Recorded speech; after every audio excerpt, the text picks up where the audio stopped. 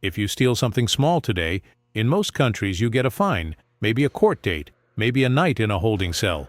Now take that same theft and place it in Tsarist Russia. Depending on the century and the judge, that same crime could cost you a finger, an ear, part of your nose, or a letter burned into your face that announced your crime to every stranger you would ever meet for the rest of your life.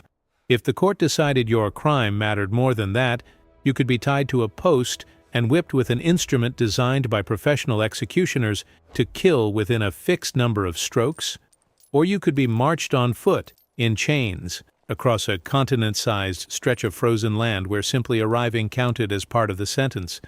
This is the world of punishment under the Russian tsars, and today I want to go through how this system was built, who carried it out, and how it eventually started to come apart. Before we get into it, a few notes on scope. The Tsarist period runs from 1547, when Ivan IV became the first Tsar, through 1917, when the Romanov dynasty ended. I am going to focus on judicial and state punishment during that stretch. The Soviet prison camp system that came after the Gulag grew directly out of some of these institutions, but it deserves its own separate treatment, and I am not folding it into this video. I also cannot cover every reign or every case in one video, so I am going to walk through the legal framework, the specific instruments and methods used, and then spend extended time on a few specific cases that show how this system actually operated on real people. Russia under the Tsars was an autocracy. The Tsar held authority that was not meaningfully checked by a parliament, a constitution, or an independent court system. Laws existed and were written down, but enforcement varied enormously depending on where you lived and who you were. The major reference point for criminal law for roughly 2 centuries was a code issued in 1649 called the Sobornoye Ulogenie, the Council Code. It set out specific physical penalties for specific offenses. Draw a weapon in the presence of the Tsar or kill someone on the Tsar's premises, and the code called for your arm to be cut off. Steal a horse, same penalty. Ordinary theft carried a lighter version of the same logic. Lose 2 fingers from your left hand on a first offense, or lose your left ear, then your right ear if you were caught again. The function of these penalties was not only to punish, it was to mark a person permanently so that anyone who looked at them afterward would know what they had done. This system was also openly tiered by class. Corporal punishment in Russia was applied almost entirely to peasants, serfs, soldiers, and other commoners. The nobility was largely exempt from physical punishment by law, and this exemption was treated as one of the defining differences between a noble and everyone below them. So the same offense, depending on who committed it, could mean a brief arrest for one person and a public beating for another. This was not an accident or an oversight. It was built into how the law was written, and it stayed that way for centuries. Here is something that surprises a lot of people once they start looking into this. Formal capital punishment, a court sentence that directly ordered someone's death, was actually used far less often in Russia than the corporal punishment system that surrounded it. Early Russian law, the 11th century legal code known as the Russkaya Pravda, did not include the death penalty at all, and a law passed in 1398 listed exactly one capital offense, theft committed after 2 earlier convictions. Even centuries later, when courts did hand down death sentences, the Tsar frequently stepped in and commuted them. Catherine II commuted more than 50 death sentences following an uprising among Cossack communities in 1772. During the reign of her grandson, Alexander I, between 1801 and 1825, official records show only 84 executions carried out across the entire empire. The same pattern shows up again with the Decembrists in 1826, where 36 men were originally sentenced to death, and Nicholas I commuted all but 5 of those sentences. None of this meant the state was lenient. It meant that branding, the nout, the gauntlet, and exile to Siberia were doing the work that a death sentence would have done somewhere else, while keeping the person technically alive. The single most feared instrument in this system was the nout. The word itself just means whip in Russian, but the nout was a specific purpose-built device. It had a wooden handle roughly 35 centimeters long, attached to a thick braided rawhide body about 70 centimeters long, ending in a leather tip soaked in salt water and dried in the sun until it was hard. Public whipping with the nout was formerly called torgovaya kazn, meaning market execution, a category established as early as 1497, and it was carried out in the open, in front of crowds, on a platform built for the purpose. Becoming an executioner skilled enough to use a nout took roughly a year of training. The executioner stood several steps back from the condemned person and struck only with the leather tip. After 10 to 15 strikes, that tip would soften from contact with blood and skin and had to be swapped for a fresh one. A sentence of 100 to 200 strokes was treated by everyone involved, including the courts, as equivalent to a death sentence, because very few people survived that many. A Russian painter who witnessed knout punishments later described the condemned groaning loudly at the first strikes, then going quiet, after which the blows continued without resistance. Executioners would sometimes pause every 20 or 30 strokes to drink a glass of vodka before continuing. The process was deliberately unhurried. A person could die from internal bleeding after as few as 50 or 60 strokes, days after the punishment had technically ended. The amount of actual damage also depended on the executioner. For the right bribe, a skilled executioner could strike with enough force to look convincing while doing comparatively little harm, or could kill a person outright in 3 strokes if paid to do so by someone with a grudge. The nout's reputation reached well beyond Russia's borders. In 1832, the son of one of Napoleon's marshals secretly purchased 2 used nouts from a Moscow executioner for 500 rubles, more than that executioner's entire annual salary, and put them on display in Paris. When Tsar Nicholas I found out, he was reportedly furious, not about the sale itself, but about how easily a foreigner had gotten hold of state property that exposed exactly how this punishment worked.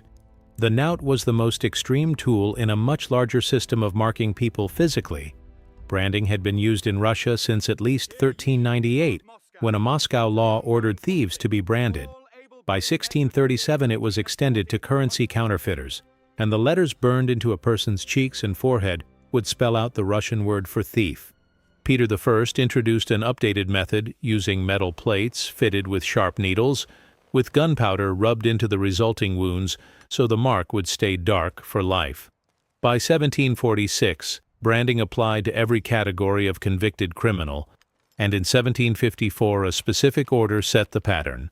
1 letter on the forehead, 2 more on the cheeks. Certain groups were eventually exempted. Empress Elizabeth removed women from branding in 1757. People over 70, people under 21, and members of the nobility were also excused. Branding as a practice was not formally ended until 1863. The people who carried out these sentences occupied an unusual position in Russian society. The executioner, called a palach, was feared and avoided socially, and the position was very often filled by a convicted criminal who took the job specifically to avoid receiving punishment himself. Training took close to a year, partly because inflicting a precise, survivable level of harm with a nout required real skill, and partly because getting it wrong in front of a crowd was its own kind of failure. Soldiers had their own dedicated punishment, introduced by Peter I in 1701, and known as running the Spitzruten, or running the gauntlet. The condemned soldier had his hands tied to a musket held in front of him with the bayonet pointed back at his own stomach, which prevented him from moving forward too quickly to avoid blows. He was then walked slowly between 2 long rows of fellow soldiers, sometimes as many as 800 of them, each holding a salt-soaked willow rod about 2 meters long, and each one struck him across the back as he passed. Carried out correctly, this was also frequently fatal. One soldier on record, a repeat deserter named Gordeev, survived 6 separate runs through the gauntlet over the course of his service, adding up to roughly 52,000 total blows across his career. Nicholas I eventually issued a secret order capping the number of blows at 3,000 per sentence, but because the order was secret, it was not consistently followed. For offenses considered too serious for whipping alone or for political crimes, the standard penalty became exile, frequently combined with hard labor known as katorga. The katorga system began in the 17th century under Tsar Alexis, who needed forced labor for shipbuilding and mining in recently claimed, sparsely populated territory in Siberia and the Russian Far East. Over the following 2 centuries, this grew into an enormous operation. Siberia alone covers an area roughly 1.5 times the size of the entire continent of Europe, and by some estimates more than 1 million prisoners and their family members were exiled there between 1801 and 1917 alone. This was not limited to individual criminals. After the failed Polish uprising of 1830, entire communities of participants were deported to Siberia as a group, and their descendants in Poland still refer to themselves today using a word that translates to Siberians. One case captures just how far this system could be stretched. In 1591, the 9-year-old son of Ivan IV was found dead in the town of Uglich, and a bell was rung to call the townspeople together, which the authorities later decided had helped incite a riot. The regional governor at the time, Boris Godunov, had the bell itself formally exiled, sending it on a forced march of more than 2,000 kilometers to the Siberian town of Tobolsk. The bell remained there, treated as a convicted exile for 300 years, until merchants successfully petitioned to have it brought home in 1892. The official end of the nout in European Russia in 1845 did not mean the instrument disappeared everywhere. A Polish political exile who spent 20 years in the Siberian mines later described watching nout punishments continue there well after the formal ban, telling an interviewer that men sentenced to 100 lashes might die at the 3rd one, with the remaining 97 simply delivered to the body anyway. He also described a second instrument used in the same camps, a whip called the plet, with 3 braided leather tails tipped in metal, which he considered only slightly less dangerous than the nout itself, since a skilled flogger could kill a person with it in as few as 5 strokes. Distance from the capital, in other words, meant distance from whatever limits the capital eventually tried to put in place. The branding, the nout, and the exile system were already decades or centuries old by the time the man most associated with reshaping Russia came to power. Peter I stood reportedly around 2 meters tall, an unusual height for anyone in his era, and he used that physical presence deliberately, the same way he used absolute political control. He is remembered today mainly as the Tsar who forced Russia to modernize, building a navy from nothing, founding the city of St. Petersburg, and restructuring the government along European lines. But in 1698, while Peter was traveling through Europe on what was supposed to be a long diplomatic tour, the Streltsy, an elite musketeer corps that had grown comfortable and politically restless, mutinied and marched toward Moscow, allegedly in coordination with Peter's half-sister Sophia, who wanted the throne back. Peter cut his trip short and returned to personally take over the investigation. What followed lasted for weeks. Suspects were interrogated using the knout and fire, stretched until joints broke, and held under conditions designed to extract confessions and implicate Sophia directly. Peter took part in these interrogations himself. According to multiple witness accounts from the period, he also personally beheaded several of the condemned Streltsy with his own hands. Over the following months, estimates of the total number of Streltsy executed range into the high hundreds, with most sources placing it close to or above 1,000. Bodies were left hanging from gibbets along the Kremlin walls and across Moscow for months afterward, a permanent visible reminder of what had happened.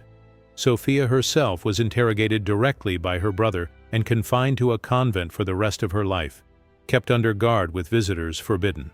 Peter was not inventing this approach. 60 years earlier, Ivan IV, the first Tsar, and the man history remembers as Ivan the Terrible, had already built a version of the same machinery.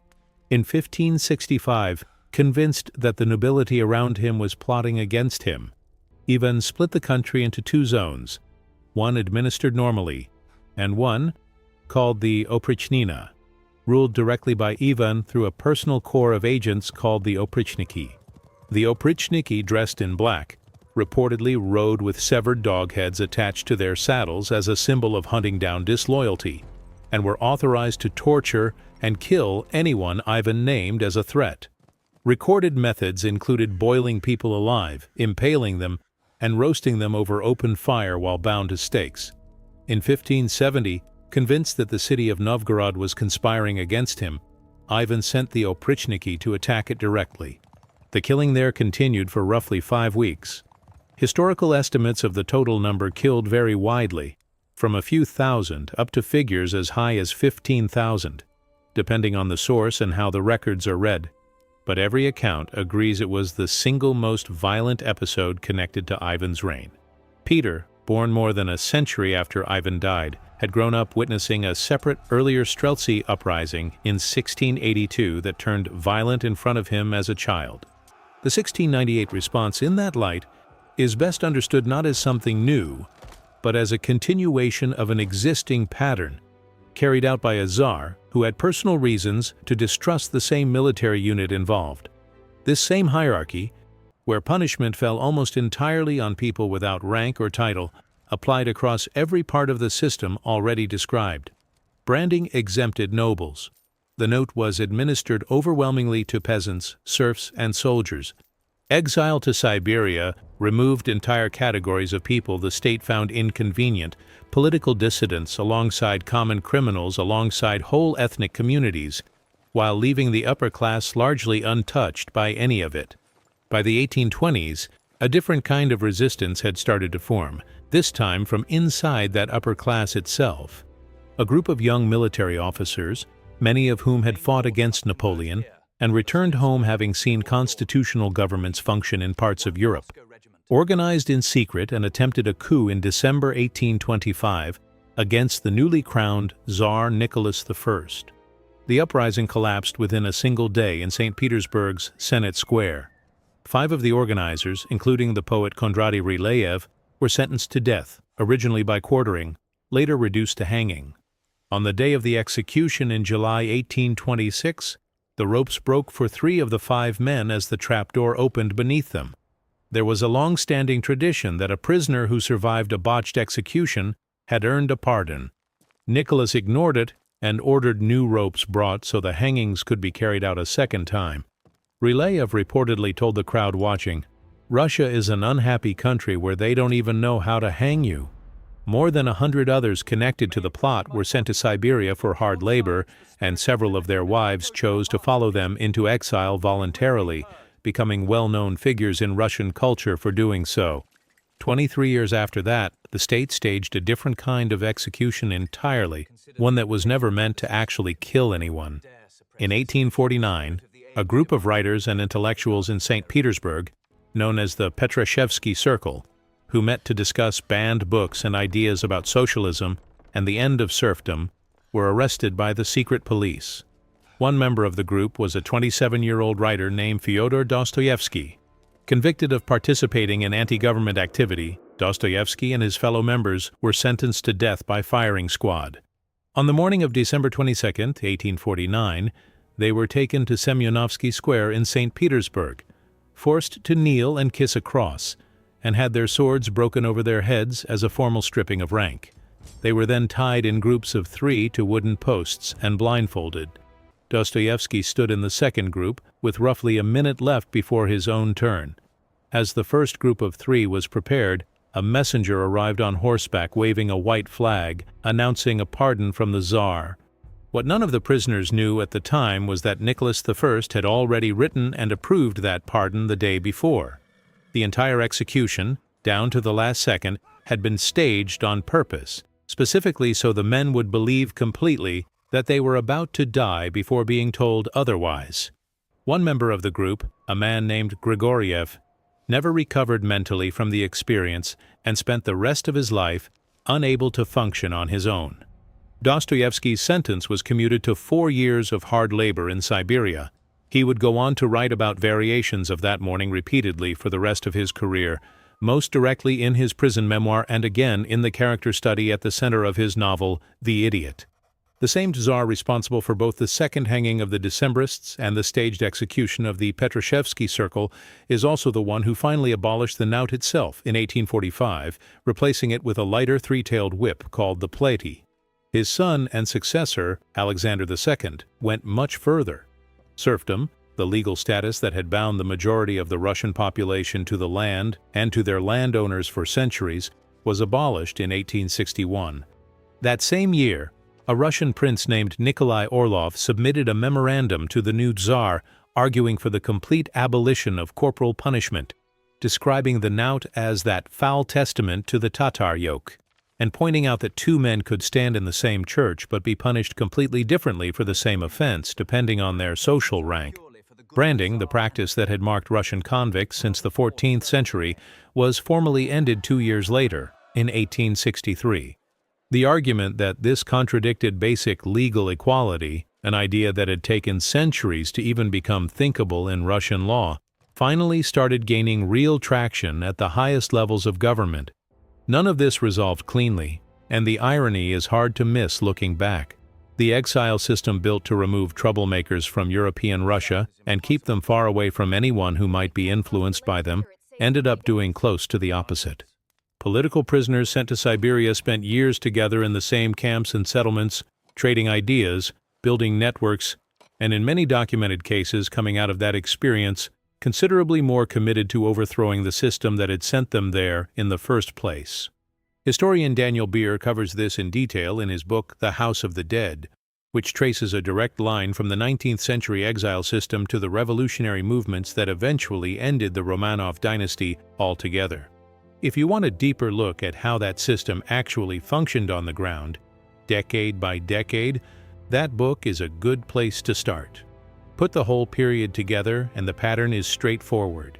An empire spent more than 3 centuries marking people physically, breaking their bodies as a matter of routine law enforcement, and removing them permanently to the far edge of the continent, and it spent its final 50 or 60 years reversing those same practices one law at a time, under pressure from people inside its own government who had finally started calling the system what it was.